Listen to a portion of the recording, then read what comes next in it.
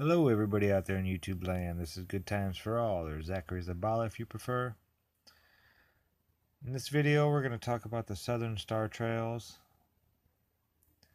and what model, almost what there would have to be for it to work on the flat model, and how it can work.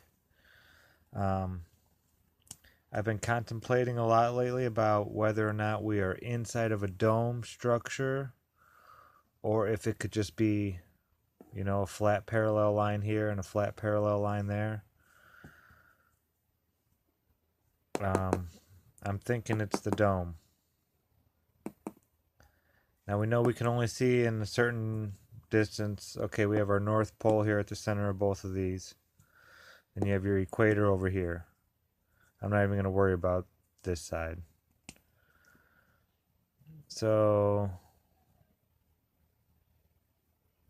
he would probably, if they're that far above the north, they'd still be able to see Polaris, like right at the equator. So we're going to say it's like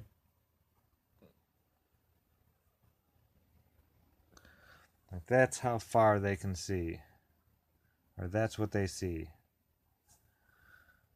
Same here.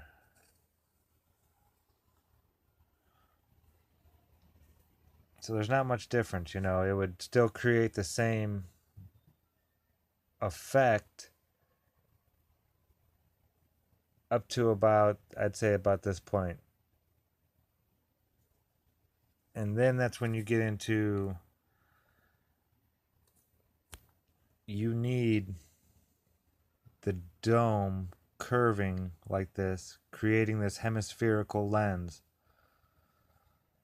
Because the hemispherical lens that we create with how far we can see, it does not do with stars. Say if I'll show you. But we would see if the hemispherical lens was created right here, and I'll show you what I mean by a hemispherical lens and how it works, then we would see a southern star rotation no matter where we were. And we would see some really weird stuff we'd almost see two Polarises in the sky at one time. If this were creating the southern star trails that we see. Now over here, this dome right here will create the southern star trails that we need. I'm not sure. I don't see how it could be done with a square like that. It almost has to be a domed structure.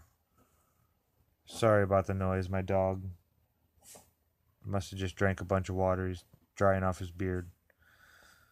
So anyway, I'll show you what I'm talking about how far we can see. Now this is definitely not to scale, but we'll say this hemispherical lens right here is just the distance that you can see on the Earth. Now it'd be much bigger. Okay, and then you take your stars, and they would be up here. So you'd have your Earth down there, and the distance you can see, and then your stars would be like over the top, like that, to where they would just rotate above you overhead, and you would see only what you could see from that sphere there. And it would look like